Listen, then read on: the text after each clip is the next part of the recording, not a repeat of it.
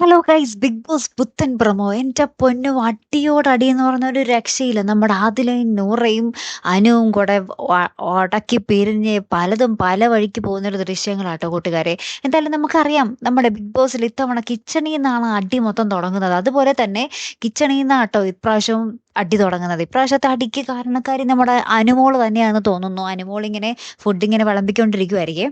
അപ്പൊ നമ്മുടെ ആദിൽ വന്ന് പറയുന്നുണ്ട്, എടി നീ ആ മുട്ട ചിക്കുമല്ലേ, അത് നീ ആദ്യം തീർക്ക്, ഓരോ പണി നീ ആദ്യം തീർക്ക്, അതിനിടയിൽ കൂടി ഇത് വരല്ലേ, രണ്ടും ഒക്കെ കൂടി കുളമാകും എന്ന് പറയുന്നുണ്ട്. ഇതിനിടയിൽ സാബുമാൻ വന്നിട്ട് പറയുന്നുണ്ട് അനുവിൻ്റെ അടുത്ത്, നീ കൃത്യമായിട്ട് വിളമ്പനു, എന്താ പല പ്ലേറ്റിലും പല പോലെയാണല്ലോ വിളമ്പുന്നേ എന്നൊക്കെ പറഞ്ഞ് നമ്മുടെ സാബുമാൻ വരുന്നുണ്ട്. ലാസ്റ്റ് ഇവർ പറയുന്ന ഒന്നും നമ്മുടെ അനു കേൾക്കുന്നേ ഇല്ല കേട്ടോ. അനുവിൻ്റെ ഇഷ്ടത്തിന് അങ്ങോട്ട് ചെയ്തുകൊണ്ടേ ഇരിക്കുക. അപ്പൊ ലാസ്റ്റ് ആദില പറയുന്നുണ്ട്, ആ എന്നാ നീ എൻ്റെയും കൂടി വെട്ടി മുടങ്ങിയിട്ട് വാലോട്ടിട്ടിട്ട് വെള്ളം കുടിക്കടി എന്നൊക്കെ പറഞ്ഞിട്ട് നമ്മുടെ ആദില ഭയങ്കര ദേഷ്യപ്പെട്ടിട്ട് അനുവിൻ്റെ അടുത്ത് ദേഷ്യപ്പെട്ട് പോകുന്നുണ്ടേ. ശേഷം ഓരോരുത്തർ വന്ന് നമ്മുടെ അനുവിനെ ഇങ്ങനെ കുറ്റപ്പെടുത്തിക്കൊണ്ടിരിക്കുകയാണേ. നമ്മുടെ അക്ബർ വന്നിട്ട് പറയുന്നുണ്ട്, എടി നീ ഇരട്ടത്താപ്പ് എടുക്കല്ലേടി എന്നും പറഞ്ഞിട്ട് നമ്മുടെ അക്ബർ വരുന്നുണ്ട്. ഷാനവാസ് വന്നിട്ട് ഷാനവാസിന്റെ വക ഒരു പൊട്ടിത്തെറിക്കലുണ്ട്. പോരാത്തതിന് നമ്മുടെ നൂറ വന്നിട്ട് നല്ല പൊട്ടിത്തെറി നമ്മുടെ അനുവിൻ്റെ അടുത്ത് നടത്തുന്നുണ്ട്. അപ്പൊ ഇതിനൊക്കെ ഇടയിൽ നമ്മുടെ അനുവിനെ സപ്പോർട്ട് ചെയ്യാൻ ആര് മാത്രമേ ഉള്ളൂ? നമ്മുടെ അനീഷേട്ടൻ മാത്രമേ ഉള്ളൂ. അനീഷേട്ടൻ പറയുന്നുണ്ട്, നിങ്ങൾ കാര്യം അറിയാതെ ചൂടാകല്ലേ ഗൈസ് എന്നൊക്കെ പറയുന്നൊക്കെ ഉണ്ട് കേട്ടോ.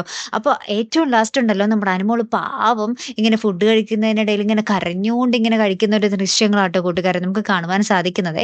എന്താണ് അവിടെ നടന്ന പ്രശ്നം അല്ലേ? നമ്മുടെ അനുമോളുടെ ഭാഗത്ത് തെറ്റായിട്ടാണ് ആ പ്രൊമോയില് തോന്നുന്നത് കേട്ടോ. ഇനി നമുക്ക് എപ്പിസോഡ് വന്നാലേ മുഴുവനായിട്ട് അറിയാൻ പറ്റുകയുള്ളൂ ആരുടെ ഭാഗത്താണ് തെറ്റ്, ആരുടെ ഭാഗത്താണ് ന്യായം, എന്താണ് അവിടെ സംഭവിച്ചതെന്നൊക്കെ. എന്തായാലും കാത്തിരുന്ന് തന്നെ കാണാം.